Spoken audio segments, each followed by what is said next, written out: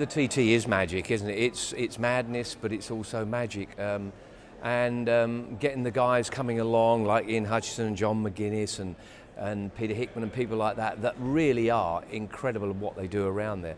And I often say to people, if you've not been to the Isle of Man, you do need to go, because it's sort of, you worry that it can't continue because it's nearly a bit too crazy, if you know what I mean. It's just so special, and I can't even watch a video of the TT without the hairs on the back of my neck standing up, and being there live watching it is even better. But they are incredible people, very brave people, because we all know it's very dangerous, but to actually witness the Isle of Man TT is something very special. There's nothing else like it. Well, I've been racing motorbikes, so two wheels, for over 20 years, so it's got to be two wheels.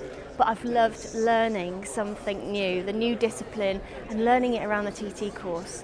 Honestly, it was like Christmas morning every time I got to ride that around the TT course. So obviously you can't get that sidecar around any of the corners without having your passenger. And yeah, it's a massive difference working with somebody else. But when you're actually on the bike and racing, I'm doing my part and they're doing their part. And actually, you're individuals that sort of have to become this sort of. It's very special how that works. I mean, I'm still learning how amazing that is. I had a great passenger this year, Julie Caniper. She'd had experience of the Isle of Man, and that really paid off. We've got the greats here. I mean, John McGuinness, he is my hero. I've been on the podium with him at the Classic TT. That made it magical. I remember on my last lap hoping the bike would stay together, but also hoping that John McGuinness was winning the race.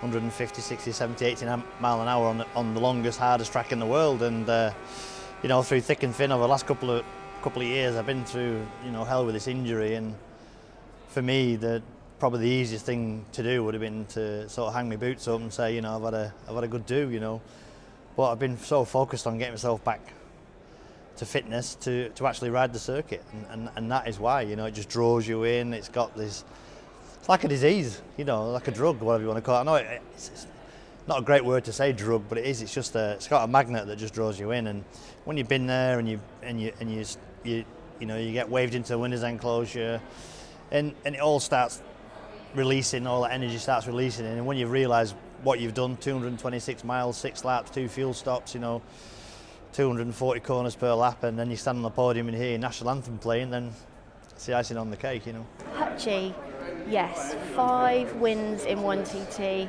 and then to come back after being so broken, I just love his resolve, his determination. I was very late starting the TT age-wise, very late starting racing full stop, and I put myself through an awful lot to get there. I wasn't brought up by a family that went racing.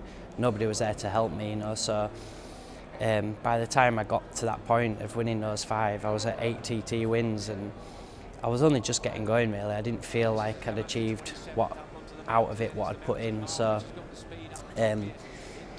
as soon as the crash happened, it was sort of like, why now? Why has this happened? I knew I was in a bad state. Obviously, my leg was not just a normal break, and I knew that right from the minute it happened. And from the minute I'd sort of fought to save my leg and not have it amputated, it was just about getting back to win at the TT again. After the first 8, I got badly injured. After the second 8, I got badly injured. So I think if I win another 7, I'll be packing in. But I don't really have any aims. I mean, it's easy to look back and think, I wish it had never happened, why me, why did I get hurt? But I think the more you go on in your career, you just have to accept that in motorcycle racing you're going to get hurt. Some people get hurt more than others. Some people are lucky enough maybe not to get hurt but don't get the wins as much. So, it would have been nice obviously to not get hurt, and both times I did get hurt I was at the top of my game. So there was potential for a lot more wins, but I think that's just what you have to accept in racing, and I'm fighting my way back again this time, and I will be giving it another go to get a few more, so we'll see what happens from now. And then you've got Hickey, the fastest man in the world.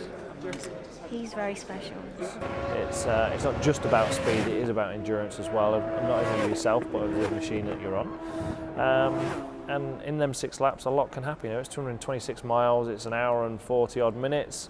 If there's no point in winning by 4 minutes. You only need to win by a few seconds. So up to that last lap, there was, I was pushing hard, but there was always a little bit left in it. So on that last lap, it came down to, I think I was about 5 seconds away, halfway around the lap. I was like, okay, we're going to have to put everything into it. And as it turned out, the lap ended up being a lap record and won us the race by only 2 seconds. So it was probably a bit too close.